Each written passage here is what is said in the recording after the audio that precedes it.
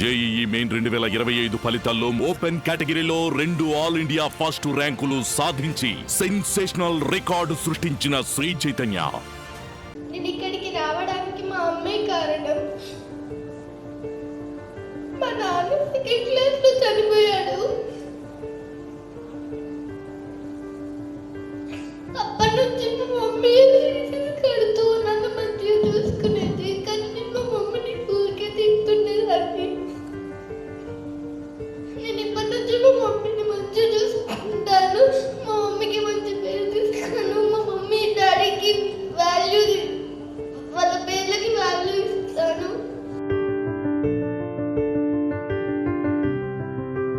నా వల్ల మా అమ్మ చాలా ఏడ్చింది, కానీ నేను అది చూడకుండా మా అమ్మని చాలా తిట్టేదాన్ని. ఇప్పటి నుంచి మా అమ్మని తిట్టాను, మంచిగా చూసుకుంటాను. మా డాడీ ఉంటే ఎలా చూసుకునేవారో నేను కూడా అలా. చాలా కోరిక ఉండేది, సార్ని కలవాలి, సార్తో ఏదైనా మాట్లాడాలి అని. నాకు ఏడుపు ఆగక నేను స్టేజ్ మీదకి వెళ్ళి చెప్పాను.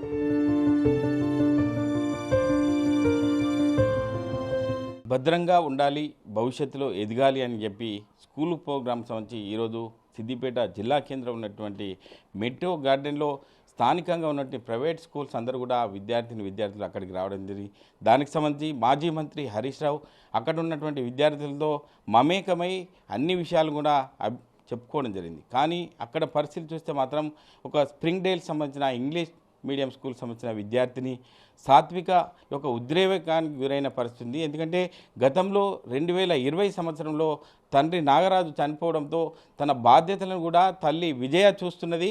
అంటే అప్పటి నుంచి ఇప్పటి వరకు కూడా ఒక అల్లరి పిల్లగా ఉన్నటువంటి సాత్విక ప్రతిరోజు తల్లిని కూడా ఇబ్బందులకు గురి చేసేదని చెప్పి ప్రధానంగా చెప్తున్న పరిస్థితి. కానీ అక్కడ చూస్తుంటే విద్యార్థులను చూసినట్టే తల్లిదండ్రులను గుర్తొచ్చారు, మా అమ్మని ఇట్లా చూసుకుంటున్నా ఏంటి అని చెప్పి సాత్విక ఆవేదనకు గురైంది. అప్పుడే అక్కడ కన్నీళ్లు పెట్టుకున్న పరిస్థితి.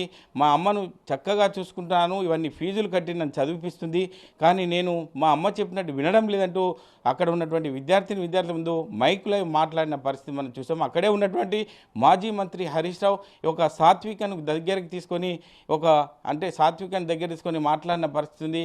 ఏంటి, ఎందుకు ఏడుస్తున్నావు అని చెప్పి అడిగితే, మా నాన్నను కోల్పోయాను, నా అమ్మ ఖచ్చితంగా ఇక ఫీజులు కట్టి చదివిపిస్తుంది, కానీ నాకు ఎంతో ఉద్వేగానికి గురైన అని చెప్పి సాత్విక చెప్పిన పరిస్థితిని బట్టి చూస్తుంటే సాత్వికను ఏడుస్తుంటే ఓదార్చిన మాజీ మంత్రి హరీష్ రావు కంటతడి పెట్టిన పరిస్థితి. అదేవిధంగా మనం ప్రస్తుతం ఈ యొక్క సాత్విక ఇంటి దగ్గరికి వచ్చాము. సాత్విక, ఏం చదువుతున్నావు, అంటే ఎందుకు ఏడ్చావు ఈరోజు? నేను 7వ తరగతి చదువుతున్నాను.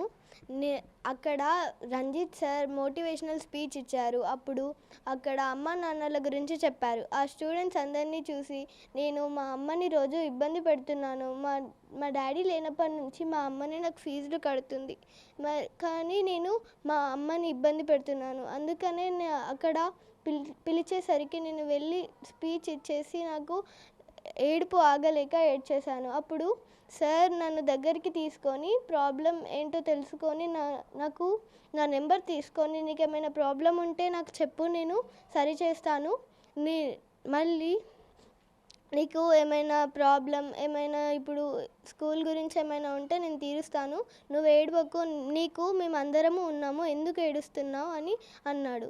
నేను చిన్నప్పటి నుంచి హరీష్ రావు సార్ని కలవాలని చాలా కోరిక ఉండేది. ఒకరోజు కొమచెరువుకి సార్ ఓపెన్ చేయడానికి వచ్చారు. అప్పుడు నేను సార్ని కలుద్దామని అనుకున్నాను, కానీ సార్ వచ్చేలోపు నేను పడుకున్నాను. పడుకొని లేసేసరికి సార్ వెళ్ళిపోయారు.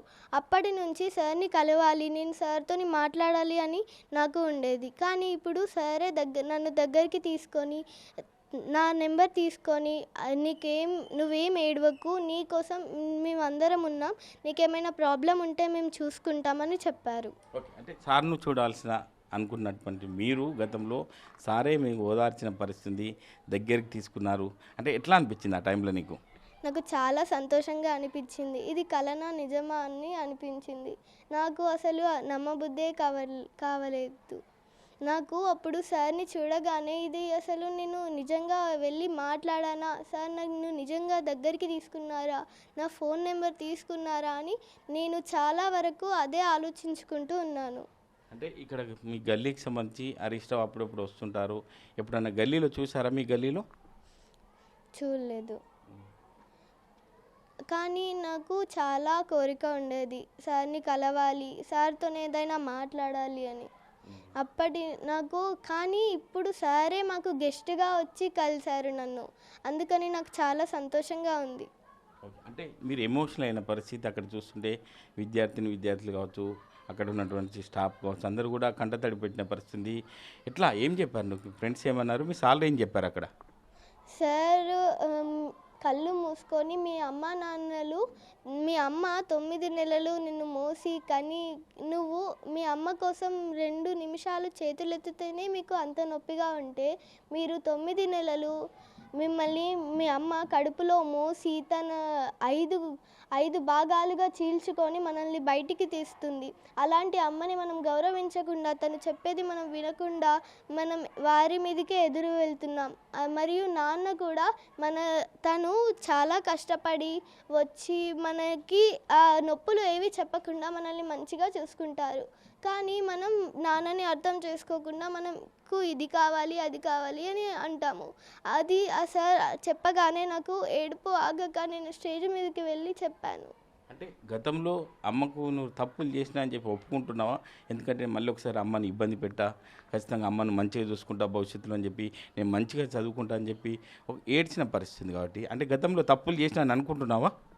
చేశాను. మా అమ్మని చాలా ఇబ్బంది పెట్టాను. నా వల్ల మా అమ్మ చాలా ఏడ్చింది. కానీ నేను అది చూడకుండా మా అమ్మని చాలా తిట్టేదాన్ని. ఇప్పటి నుంచి మా అమ్మని తిట్టను, మంచిగా చూసుకుంటాను. మా డాడీ ఉంటే ఎలా చూసుకునేవారో నేను కూడా అలానే చూసుకుంటాను. ఇప్పుడు ఒక కూతురిగా, కొడుకుగా అన్నీ నేనే చూసుకుంటాను అమ్మకి. ఏం కావాలండి ఇప్పుడు? ఎందుకంటే 7th స్టాండర్డ్ చదువుతున్నావు, భవిష్యత్తులో మనిషికి ఒక గోల్ ఉంటుంది. నీ గోల్ ఏంటి అసలు? ప్రొఫెసర్. నేను ప్రొఫెసర్ కావాలనుకుంటున్నాను. నాకు తెలుగు సబ్జెక్ట్ అంటే చాలా ఇష్టం. నేను తెలుగు మీద చాలా పట్టు పెడతాను. నాకు తెలుగులో స్టోరీస్ చెప్పడం అన్నా, పద్యాలు పాడడం అన్నా ఇష్టమే. మా స్కూల్లో పద్యాల వేదిక నెరవేర్చారు. అప్పుడు నేను కూడా వెళ్ళి దానిలో నేను కూడా ఉన్నాను. అంటే మోటివేటర్ రాజేష్ చెప్పిన ఒక అంశాలను చూసుకున్నట్టయితే అవన్నిటి కూడా నువ్వు బానిసై, అంటే నువ్వు చెప్పిన పరిస్థితి అని విన్న తర్వాత నీకు ఆవేశంగా ఏడుపు వచ్చిన పరిస్థితి అని కూడా తెలుస్తుంది. అంటే ఏం చెప్పారు మోటివేటర్, ఏం చెప్పారు మీకు ఈరోజు? మీరు ఒక్కసారి మీ అమ్మ నాన్నల కోసం చేతులు స్ట్రైట్గా లేపండి అని అన్నారు. మీరు ఎప్పుడైతే చేతులు కిందికి దించుతారో అప్పుడు మీ అమ్మ నాన్నకి ద్రోహం చేసినట్టే అని అన్నారు. నేను చేతులు ఎత్తాను. అప్పుడు మళ్ళీ తను సార్ 30 minutes ఉంచి ఇంకా కిందికి పెట్టమని అన్నారు. మనకి ఇప్పుడు నాన్న అమ్మ ఎంత బాగా చూసుకుంటున్నా కానీ మనం వాళ్ళు చెప్పేది వినకుండా మొబైల్స్ చూస్తున్నాము. మరియు ఇంకా వాళ్ళు చెప్పేది ఏది వినకుండా వాళ్ళ మీదకే చిరాకు పడుతున్నాము. మళ్ళీ ఇప్పుడు మనల్ని అంత కష్టపడి పెంచిన వాళ్ళని మనం అలా చేయడం తప్పు. మరి మనం వాళ్ళకి న్యాయం చేయాలి. మనం వాళ్ళ కోసం ఏమైనా పేరు సంపాదించాలి. మనం అలా చేయకపోతే వాళ్ళకి ద్రోహం చేసినట్టే అని చెప్పారు. అంటే ఇప్పుడు ప్రస్తుతం వేసవి కాలం సెలవులు వస్తున్నాయి. అంటే గతంలో కూడా టైం అనేది తిరిగి రాదు అని చెప్పి ప్రధానంగా హరీష్ రావు ఏ స్కూల్కి వెళ్ళినా ఇటువంటి ప్రోగ్రాంలో చెప్తుంటారు. ఏం చెప్పారు హరీష్ రావు ఇలా ప్రోగ్రాంలో? మనం టైంని వేస్ట్ చేసుకోకుండా మనం అన్నీ కొత్తవి నేర్చుకోవాలి. మనం అమ్మ నాన్న చెప్పేది వినాలి. మరియు ఏమైనా బుక్స్ ఉంటే చదవాలి. అలా చదివితే మనకి ఏదైనా ఉపయోగపడుతుంది. లేదా మనం ఫోన్స్ చూస్తూ ఉంటే మనకి దానివల్ల ఏమీ ఉపయోగం ఉండదు. అందుకనే మీరు ఫోన్స్ పట్టకండి. మనం సమ్మర్లో మీరు ఎండలో ఆడకుండా 10 to 4 వరకు మీరు ఏమీ ఆడొద్దు. మీ ఇంట్లోనే ఉండి ఏమైనా అమ్మకి హెల్ప్ చేయడం కానీ, మరియు ఏమైనా బుక్స్ రీడింగ్ చేయడం కానీ, హాలిడేస్ హోంవర్క్స్ కానీ చేసుకోవాలి. తర్వాత మీరు కిందికి వెళ్ళి ఆడుకోవచ్చు 4 నుంచి తర్వాత. అంటే హరీష్ రావుని చూడాలి అని చెప్పి కోరిక ఈరోజు పక్కకే కూర్చుంటే హరీష్ రావుతో చాలాసేపు కూర్చున్నట్టుంది.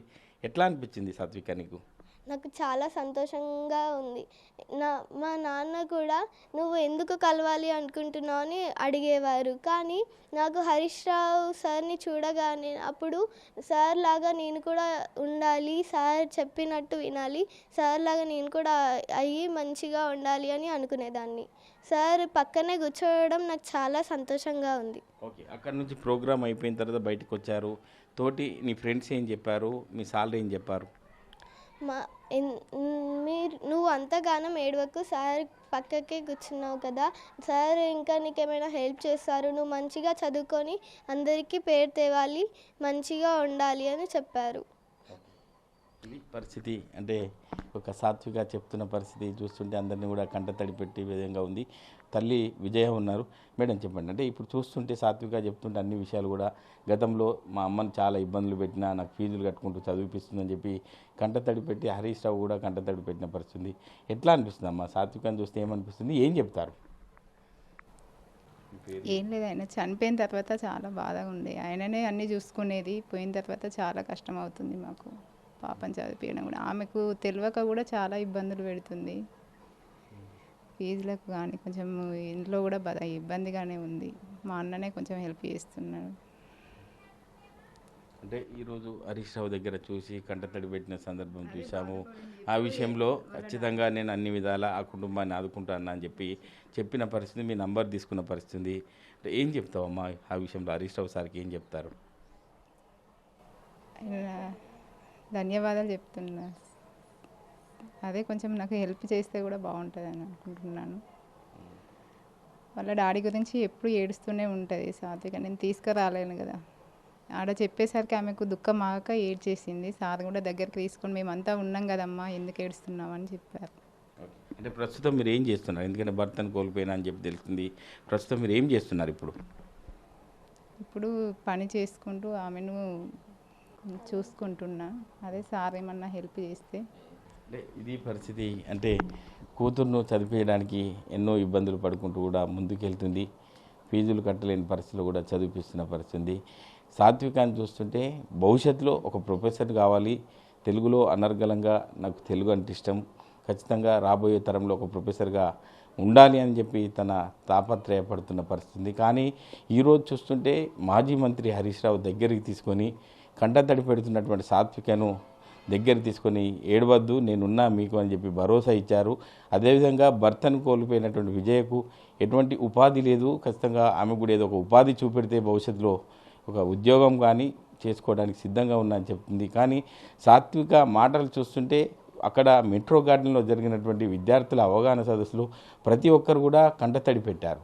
ఖచ్చితంగా రాబోయే రోజుల్లో మంచిగా చదువుకొని మా అమ్మను నేను మంచిగా చూసుకుంటానని చెప్పి ఆమె చెప్తున్న పదాలను కూడా అన్నీ ఒక చూస్తున్న హరీష్ రావు దగ్గర తీసుకొని ఏడ్చిన పరిస్థితి అవుతుంది. సాత్వికను ఓదార్చిన పరిస్థితి ఉంది. అంటే రాబోయే రోజుల్లో సాత్విక మంచి పొజిషన్లో ఉండాలని చెప్పి ఆర్టీవీ ఎప్పటికి కూడా ఎల్లవేళ కోరుకుంటుంది. ఇటువంటి పరిస్థితి ఎవరికి రావద్దు.